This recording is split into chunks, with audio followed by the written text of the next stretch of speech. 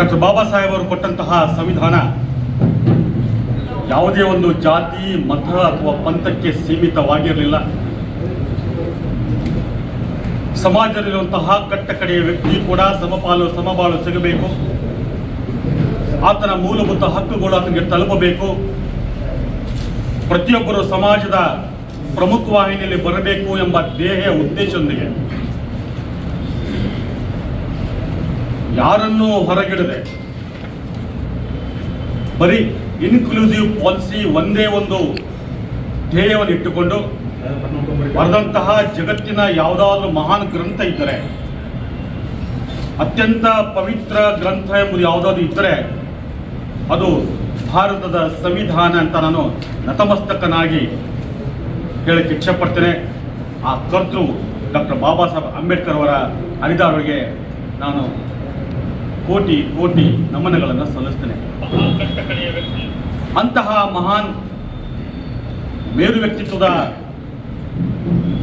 ಪೂಜ್ಯನೀಯ doctor ಬಾಬಾ ಸಾಹೇಬರನ್ನ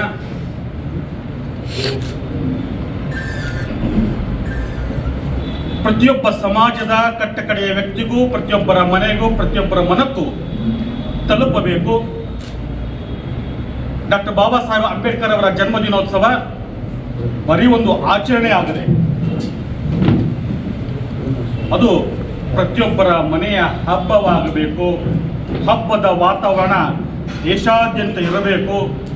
ಆ ಹಬ್ಬದಲ್ಲಿ ಪ್ರತಿ ಸಮಾಜದ ಪ್ರತಿಯೊಬ್ಬ ವ್ಯಕ್ತಿ ಕೂಡ ಪಾಲ್ಗೊಳ್ಳಬೇಕು.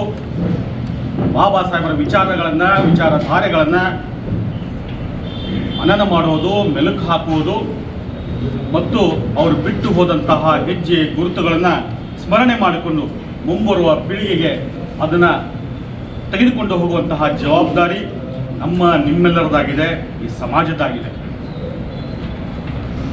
ಡಾಕ್ಟರ್ ಬಾಬಾ ಸಾಹೇಬ್ ಅಂಬೇಡ್ಕರ್ ಅಂದ ತಕ್ಷಣ ಬಹುತೇಕರಿಗೆ, ಪಟ್ಟಭದ್ರ ಹಿತಾಸಕ್ತಿಗಳಿಗೆ